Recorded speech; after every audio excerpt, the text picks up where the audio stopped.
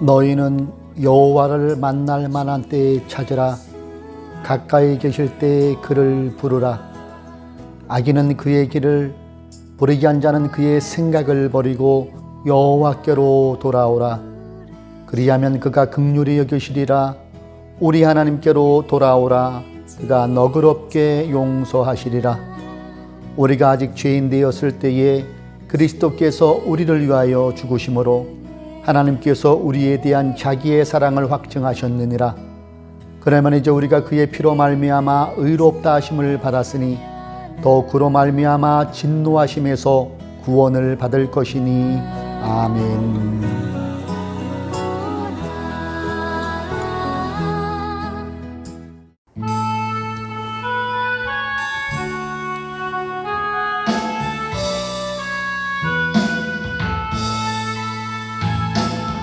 고개 들어 주를 맞이해 엎드리어 경배하며 찬양. 왕의 위엄을 신령과 진정한 찬양으로 영광 돌려 만왕의 왕께 입을 모아 주를 찬미해 새 노래로 감사하며 찬양. 주의 사랑과 구원의 은혜를 감사함과 기쁨으로 영광 돌리세.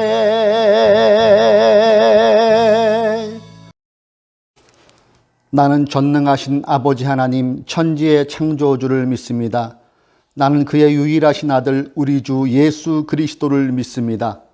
그는 성령으로 잉태되어 동정녀 마리아에게서 나시고 본디오 빌라도에게 고난을 받아 십자가에 못 박혀 죽으시고 장사된 지 사흘 만에 죽은 자 가운데서 다시 살아나셨으며 하늘에 오르시어 전능하신 아버지 하나님 우편에 앉아 계시다가 거기로부터 살아있는 자와 죽은 자를 심판하러 오십니다. 나는 성령을 믿으며 거룩한 공교회와 성도의 규제와 죄를 용서받은 것과 몸의 부활과 영생을 믿습니다. 아멘.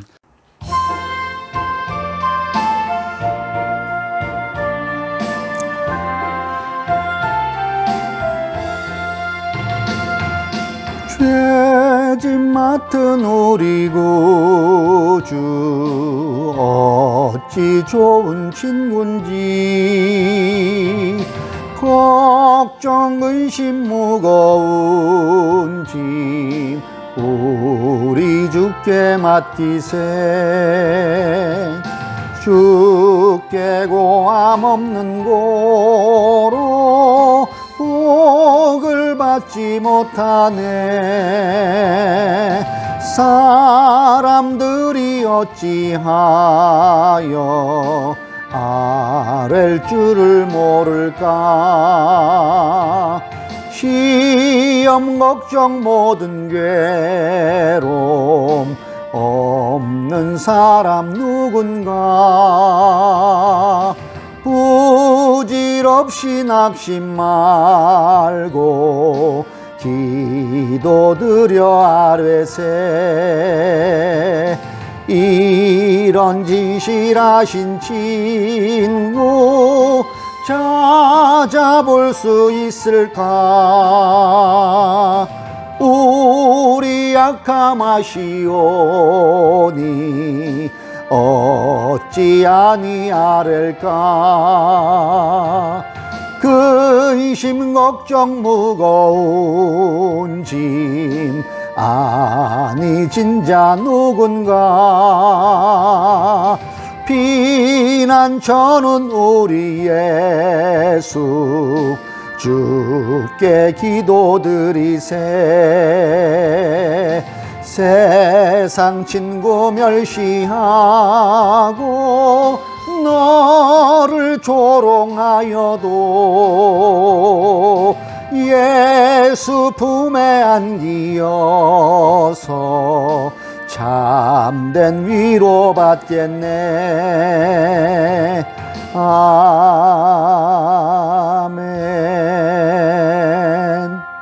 하나님, 감사와 영광을 주님께 올립니다.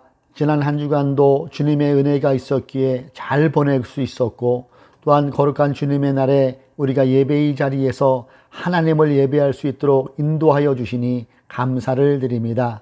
이 시간 예수 그리스도의 보혈로 우리의 심령을 적셔 주시고, 주님의 보혈로 이 예배의 자리를 덮어 주시고, 성령님께서 온전히 좌정하여 주옵소서. 저희들 지난 6개월여간은 코로나 때문에 얼굴을 맞대지 못하고 비대면으로 예배를 드리다가 이렇게 오랜만에 얼굴을 맞대고 예배할 수 있게 하여 주시니 감사합니다. 바라옵기는 이 대면 예배가 다시는 중단된 일이 없도록 코로나가 속히 물러가게 하여 주시고, 모든 방역과 또한 모든 백신들이 원활히 잘 진행되어서 교회는 물론이요 모든 일상이 회복되는 은혜가 임하게 하여 주옵소서. 나라와 민족을 위하여도 기도합니다. 대통령과 모든 위정자들에게 주님이 주시는 지혜와 또 주님이 주시는 리더십을 허락하여 주셔서 국민들을 잘 섬길 수 있는 저들 되게 하여 주옵소서. 이 나라의 안보도 흔들림 없게 하여 주시고, 남과 북이 자유롭게 왕래할 수 있는 그날이 속히 도래하게 하여 주심으로 정말로 평화로운 우리 조국 대한민국 되게 하여 주옵소서. 올해는 늦장마가 들어서 이번 주부터 본격적인 장마 시즌으로 접어든다고 하옵니다. 바라옵기는 장마로 인하여 비 피해 당하지 않게 하여 주시고, 삼천리 방방곡곡을 주님의 넓은 팔로 안아주셔서 인명피해 발생하지 않고 이 장마가 무사히 잘 지나갈 수 있도록 주님 은혜를 베풀어 주시기를 기도드립니다. 하늘 뜻 푸른 교회를 위하여도 기도합니다. 하나님을 높이고 복음으로 이웃을 섬기는 사도행전의 건강한 공동체의 비전이 우리가 사는 일상에서 날마다 이루어지게 하여 주심으로 하나님께 영광 돌리는 우리들 되게 하여 주옵소서. 오늘도 우리가 말씀을 읽고 그 말씀의 의미를 되새기기를 원합니다. 주님께서 우리에게 깨달음을 더하여 주시고 또한 마음속에 감동과 용기를 더하여 주시사 한 주간도 주의 말씀 붙잡고 살아갈 수 있는 우리들 되게 하여 주옵소서. 각자에게 처한 상황이 다 다릅니다. 그 상황 속에서 여러 가지 어려운 일도 닥칠 때가 있는데 그러할수록 더욱더 주님을 바라보므로 하나님의 은혜로 이러한 모든 것들을 능히 잘 극복해 나므로 하나님께 영광 돌리는 저희들 되게 하여 주옵소서. 이 시간도 주님께 귀한 예물 드린 손길이 있습니다. 주님 기억하신 바 되사 주님께서 예물을 기쁨으로 받아주시고 드린 손길 위에 하나님의 형통의 복으로도 채워 주옵소서. 모든 예배를 주님께 의탁하오며 우리를 구원하여 주신 예수님의 이름으로 기도드립니다. 아멘.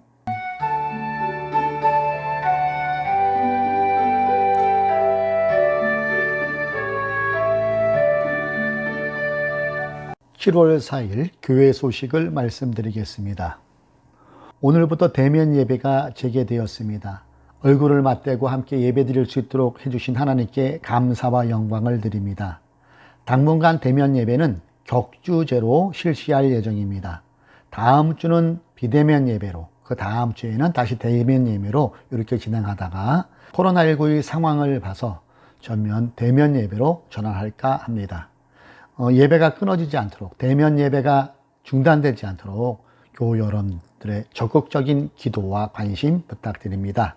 코로나19 백신 접종이 원활하게 잘 진행되어지고 있습니다. 우려스러운 것은 델타 변이의 재유행 조짐이 우려되고 있습니다. 우리 모두 방역에 더욱더 신경 쓰고 또 이를 위하여 코로나가 속히 물러갈 수 있도록 함께 기도합시다. 우리 하늘뜻 푸른 교회의 비전 그 자리에서 함께 제창합니다. 시작. 하나님을 높이고 복음으로 이웃을 섬기는 사도행전의 건강한 공동체. 아멘. 이 시간 우리가 함께 읽은 하나님의 말씀은 마가복음입니다. 마가복음 9장 19절로 29절까지입니다. 개역개정으로 신약 성경 약 69면쯤에 있습니다. 18절부터 읽습니다.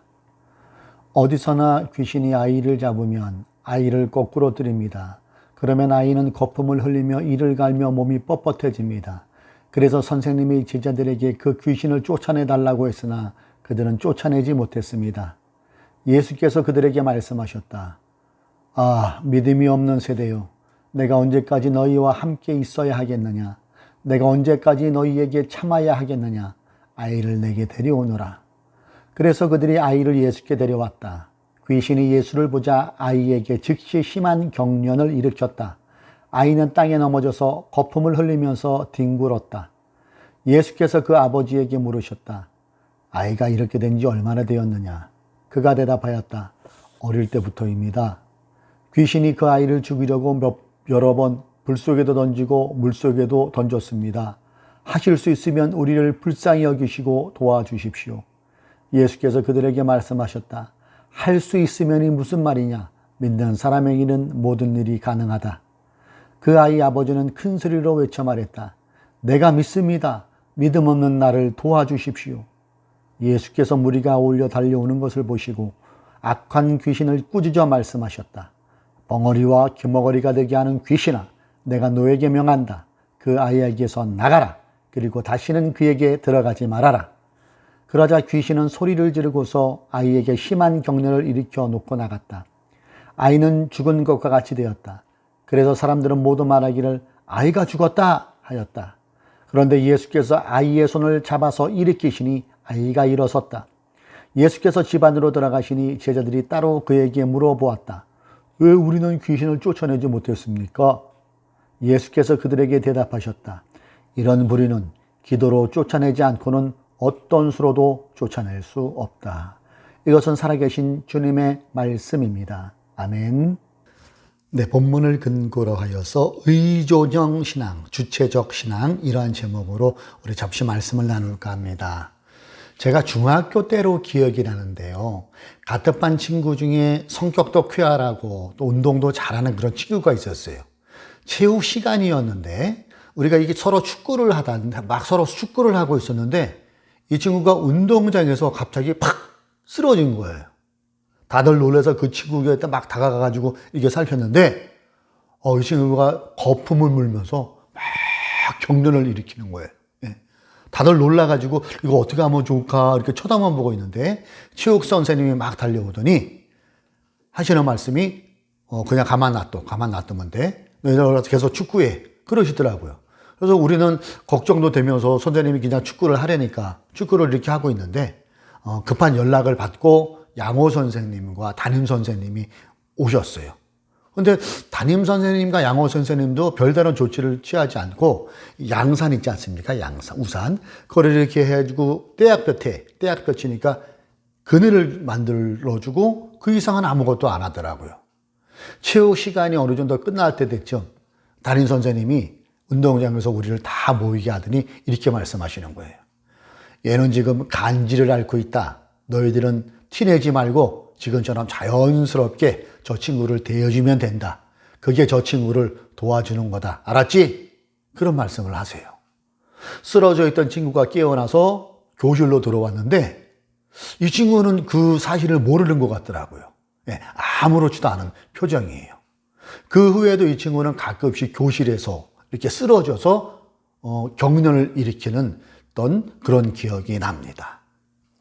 오늘 본문 18절에 보면은 여기에도 등장하고 있는 아들이 한 명 있는데 이 아들도 거품을 흘리며 이를 갈며 몸이 뻣뻣해졌다고 했는데 마태복음에서는 이 아이가 간질에 걸렸다고 기록하고 있습니다. 이 사건은 예수님께서 베드로, 야고보, 요한을 데리고 변화산에 가셨다가 내려오는 사이에 벌어진 일입니다. 예수님이 자리를 뜬 사이에 간질을 앓고 있는 아들을 아버지가 산 밑에 남아있던 9명의 제자들에게 데리고 와서는 간질병을 고쳐달라고 요청을 합니다. 그러나 9명이나 되는 제자들은 간질을 앓고 있는 아들에게 쩔쩔매고 있을 때 예수님께서 도착을 하신 거죠.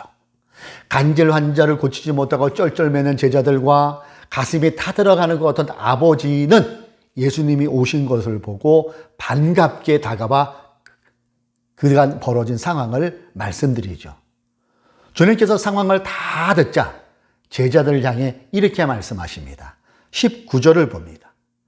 예수께서 그들에게 말씀하셨다. 이 믿음이 없는 세대요. 내가 언제까지 너희와 함께 있어야 하겠느냐?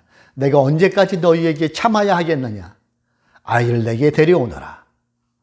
그 후 벌어지는 상황은 악한 귀신이 떠나가고 아들이 깨끗이 고침을 받았다고 본문은 기록하고 있습니다.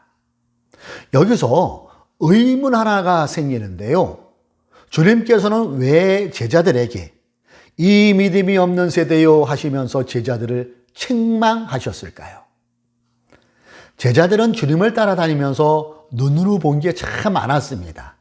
그동안 우리가 마가복음을 살펴보면서 일어난 기적은 제자들이 다 곁에서 직접 보고 만지고 직접 체험한 것들이잖아요. 오병이요, 칠병이요, 바다를 잠잠케 하시는 것, 무리를 걸어오시는 모습, 제자들이 둘씩 짝을 지어 전도를 나갔을 때에 그들에게 임했던 치유의 권능, 병자도 고쳐본 체험을 한 사람들이 제자들이었어요. 여러분, 제자들처럼 예수님이 가장 측근에서 이런 기적을 직접 체험한 사람은 아무도 없습니다. 직접 예수님께 가르침을 받은 사람들이 12제자들이잖아요. 그런 제자들이었는데 주님이 보시기에는 처음 제자들을 불렀을 때나 지금이나 똑같이 보인다는 거예요. 주님의 기준으로 봤을 때 이들의 믿음이 전혀 자라지 않았다는 것이지요. 믿음에 대한 성장도 성숙도 전혀 없음을 보시면서 주님이 한탄하시는 겁니다. 이 믿음이 없는 세대요, 내가 언제까지 너희와 함께 있어야 하겠느냐. 이 믿음이 없는 세대요. 사랑하는 교우 여러분, 또 유튜브로 함께 예배에 동참하고 계신 여러분, 주님의 이러한 한 단주의 말씀에서 저는 과연 우리의 믿음은 자라고 있는지, 또 우리의 믿음이 성숙되어 가고 있는지, 우리의 믿음이 열매는 맺고 있는지를 여러분과 함께 물어보며 살펴보았으면 좋겠습니다. 저는 처음 교회에 나갔을 때가 어렸을 때, 그러니까 초등학교 들어가기 전부터 어머니의 손잡고 교회를 처음 가기 시작했어요. 또 예배드리는 여러분들 중에는 모태신앙도 계시고요. 초등학교 또는 중고등학교 때 친구의 전도로 달란트 시작한다, 여자친구 소개해준다, 뭐 이런 것으로 인하여 신앙생활을 시작한 분들도 계실 것 같아요.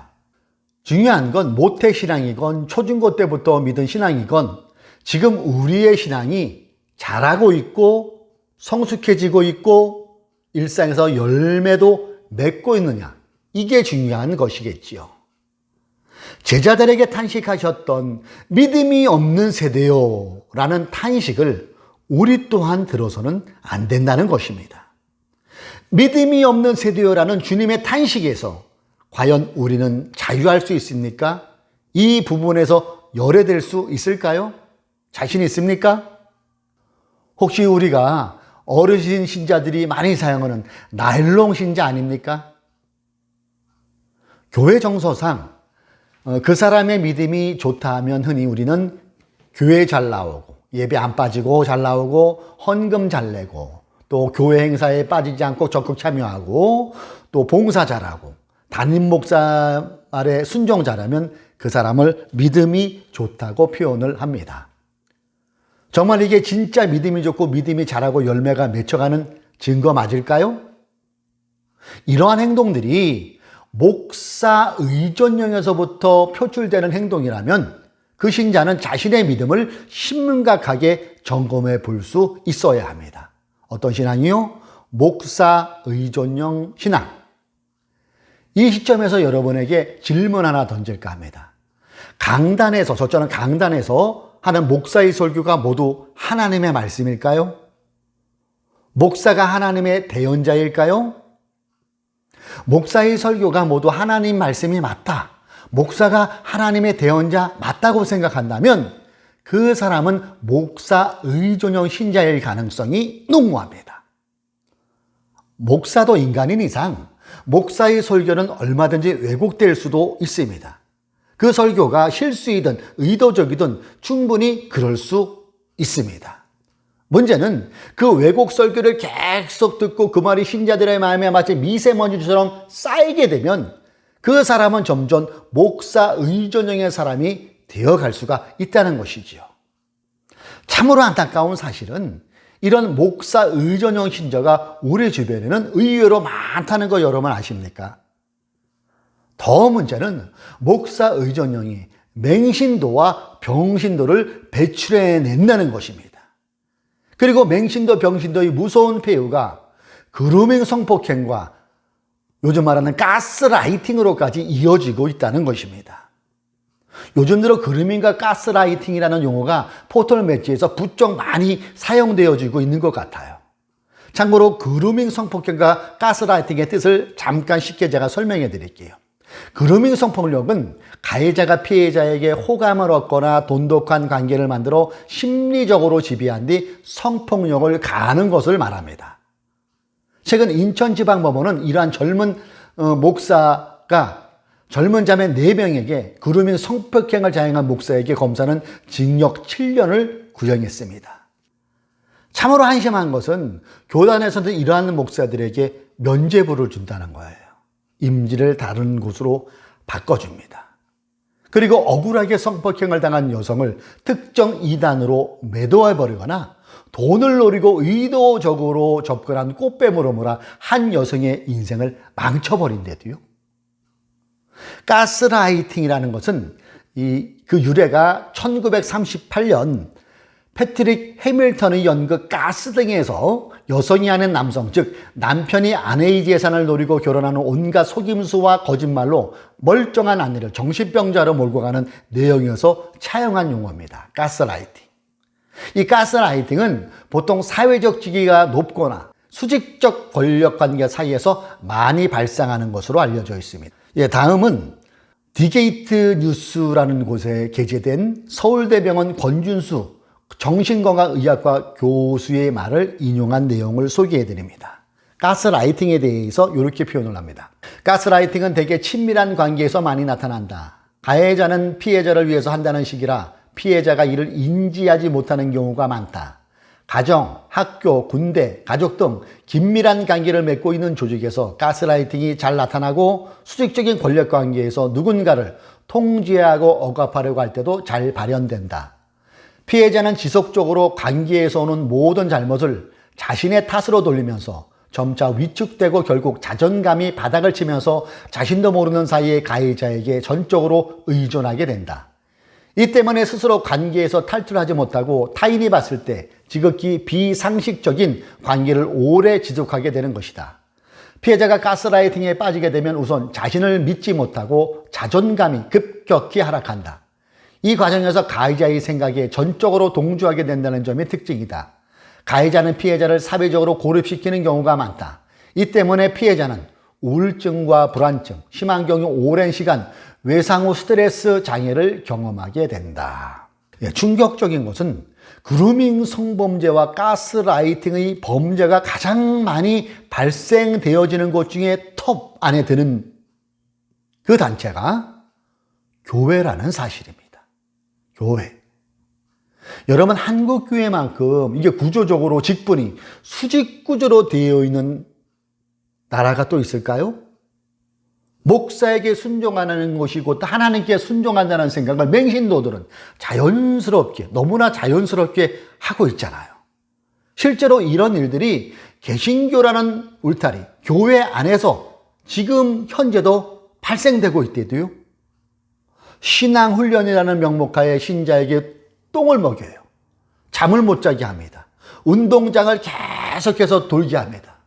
어느 신자는 자신의 일상을 수시로 스마트폰 카톡으로 보게 하고 그 담임 목사의 지시를 받아요. 청년들이 많이 모이는 교회에서조차도 이런 일들이 일어나고 있어요. 청년들조차 너무 목사 의존형으로 가다 보니까 이런 어처구니 없는 일이 발생되는 것 아니겠어요? 신자들의 믿음이 자라나지 못하고 성숙하지 못하고 열매 맺지 못하는 이유는 목사 의존형 신앙이기 때문이기도 하다는 것이지요. 여러분, 참 신앙인의 믿음은 목사 의존형이 아닙니다. 참 신앙인의 믿음은 하나님 의존형 신자입니다. 본문 28절에서 예수께서 집 안으로 들어가시니 제자들이 따로 그들에게 물어보았다.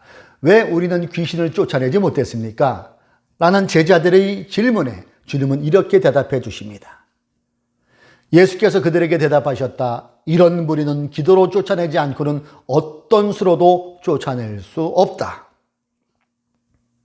제자들에게 믿음이 없으므로 귀신을 내쫓지 못했다는 것은 곧 믿음이 있을 때 귀신을 내쫓을 수 있는데 그 믿음을 형성하는 길은 기도라고 말씀하고 있는 거예요. 곧 믿음의 성장, 믿음의 성숙은 기도로 가능하다는 것입니다. 기도. 이렇게 기도와 더불어 우리의 믿음이 바로 자라고 성숙하게 되는 것은 무엇일까요? 네, 말씀이지요, 말씀. 로마서 10장 17절의 말씀입니다. 그러므로 믿음은 들음에서 생기고 들음은 그리스도를 전하는 말씀에서 비롯됩니다. 세 번역으로 제가 읽어드린 겁니다. 바울이 살던 당시에는 책이 귀했을 때이죠. 글자를 모르는 사람들도 굉장히 많았습니다. 그래서 대다수의 사람들이 전도자의 말을 통해서 하나님의 말씀을 들었고 그 말씀을 들으면서 그들은 믿음으로 주님을 받아들였고 그 믿음을 지켰고 성장시켰다는 것이지요. 감사하게도 오늘날에는 우리에게 66경의 정적인 성경이 우리에겐 들려 있잖아요. 이 성경을 읽을 때 믿음이 생깁니다. 믿음이 자라납니다. 즉 기도와 말씀이 우리의 믿음을 자라게 해준다는 것이지요. 이걸 좀 더 깊이 생각해 보면 기도와 말씀이 하나님 의존 신앙이라고 표현할 수 있을 것입니다. 그래요? 사람 의존형 또는 목사 의존형이 아닙니다. 말씀 의존형, 하나님 의존형 신자가 되어야 한다는 것입니다. 이것을 저는 한마디로 표현하자면 다른 말로 주체적 신앙이라고 표현하고 싶습니다. 주체적 신앙. 주체적 신앙에 대해 기독교 문화평론가이며 청파교회를 섬기고 계신 김기성 목사는 그의 설교에서 이렇게 표현을 했더라고요. 들어보세요. 히브리서는 그러므로 우리는 그리스도교의 초보적 교리를 제쳐놓고서 성숙한 경지로 나아가자고 제안하고 있습니다. 고린도전서에서 바울은 이렇게 말합니다. 내가 어릴 때에는 말하는 것이 어린아이와 같고 깨닫는 것이 어린애와 같고 생각하는 것이 어린아이와 같았습니다. 그러나 어른에 대해서는 어린아이의 일을 버렸습니다. 여기서 말하는 성숙한 경지 혹은 어른이 된다는 것을 달리 말하자면 주체적 신앙인이 되는 것이라 하겠습니다. 신앙은 지성을 희생시키는 것을 의미하지 않습니다. 하나님이 우리에게 주신 지성과 감성과 의지를 가지고 우리는 무엇이 참인지를 끝없이 물으며 살아야 합니다. 어때요, 여러분? 공감이 가시나요? 그런 의미로 본다면 맹신도의 반대는 주체적 신도라고 말할 수 있을 것입니다. 주체적 신자, 주체적 신도. 주체적 신앙이란 내가 스스로 성경을 찾아 읽는 것, 스스로 묵상하고 깊게 사유하는 것을 말하기도 합니다. 여기에다가 오늘 본문에서 주님이 말씀하신 것처럼 기도하는 신자, 이것을 일컬어 주체적 신앙이라 할 수 있을 것입니다. 우리가 주일마다 살펴보고 있는 마가복음에 보면 주님께서 기도하시는 장면이 세 군데 발견할 수 있어요. 세 군데.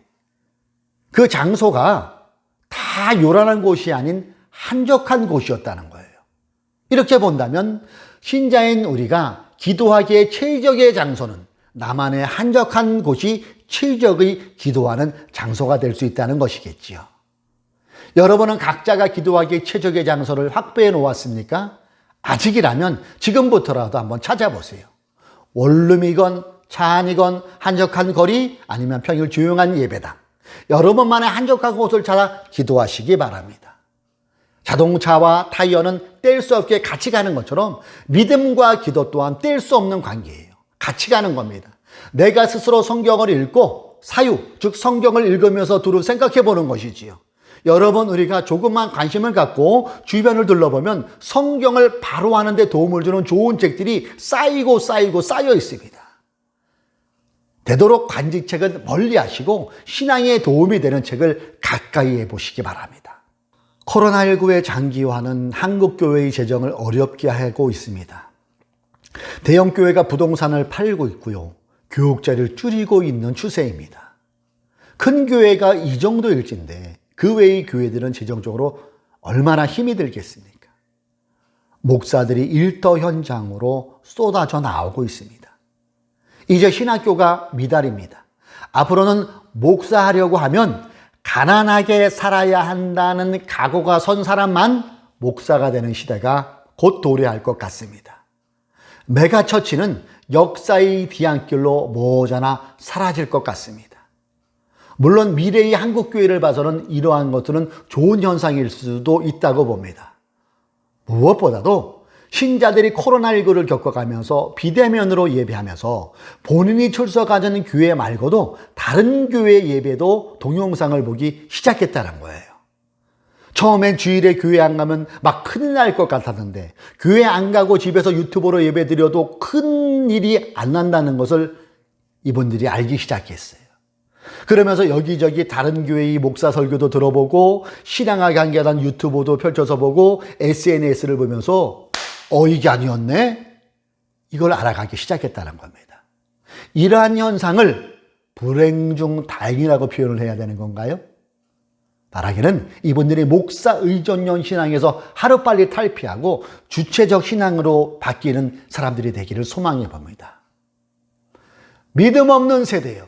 사랑하는 교우 여러분, 주님의 이 말씀 이면에는 나는 너희들의 믿음이 자라고 성숙되고 믿음의 열매가 맺어지길 진심으로 바란다는 역설적 표현으로 우리가 읽고 받을 수가 있는 내용이잖아요.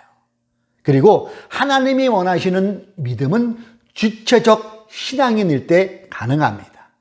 주체적 신앙은 기도로 출발합니다. 여러분만의 최적화된 기도 장소에서 하나님을 향하여 날마다 기도하십시오. 이와 더불어 하나님 말씀을 가까이 하고 날마다 읽으십시오. 그 말씀을 깊게 묵상하십시오. 깊게 사유하십시오. 신앙의 도움책들을 구해서 많이 읽으십시오.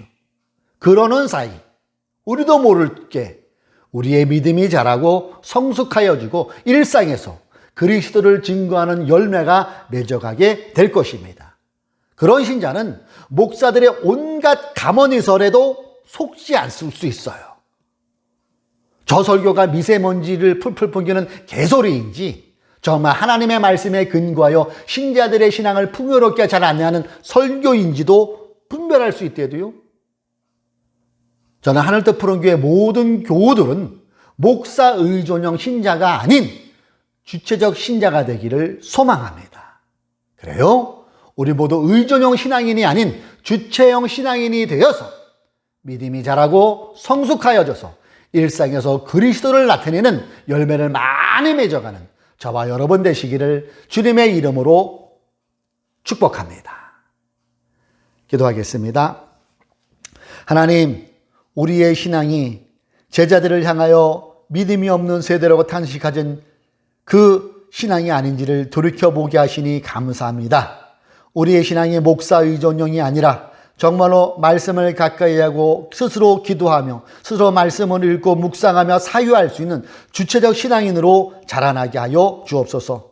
그러므로 우리의 믿음이 굳건하여지고 성숙하여지고 또 일상에서 주님의 모시니 원하시는 성령의 9가지 열매도 주렁주렁 맺음으로 하나님께 영광 돌리는 그런 그리스도인 되게 하여 주옵소서. 한 주간도 주님을 의지하며 살아가길 원합니다. 성숙된 삶으로 나아가는 한 주간 되게 하여 주시고 주님 안에서 열매를 맺음으로 하나님께 영광 돌리는 그런 한 주간 되게 하여 주옵소서. 마음에 근심하며 여러 가지 문제 있는 자 있습니까? 할 수 있거든이 무슨 말이냐? 믿는 자에게 능치 못함이 없다는 주님의 말씀을 마음에 담아 주님의 도우심을 믿고 이러한 모든 것들을 헤쳐나가 능히 극복해내는 우리 성도님들 되게 하여 주옵소서. 한 주가 더 성령으로 충만한 삶을 살게 하여 주옵소서. 예수님의 이름으로 기도드립니다. 아멘.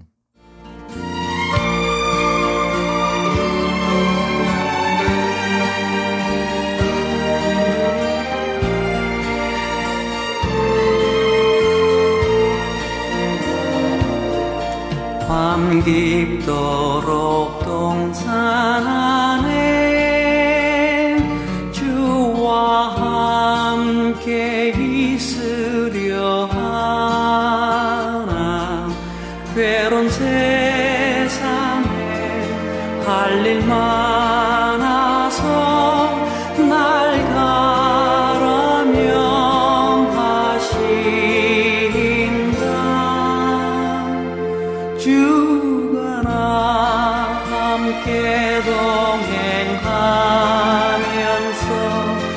나의 친구 되시오니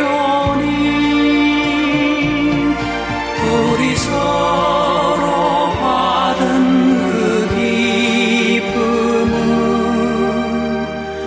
알 사람이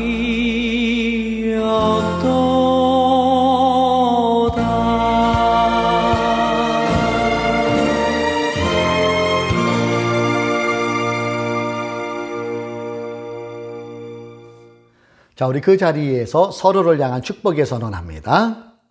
주 예수 그리스도의 은총과 하나님의 사랑과 성령께서 이루어 주시는 친교가 우리 가운데 영원토록 함께 있기를 주님의 이름으로 축원합니다. 아멘. 한 주간도 주체적 신앙으로 승리하시기 바랍니다. 아멘.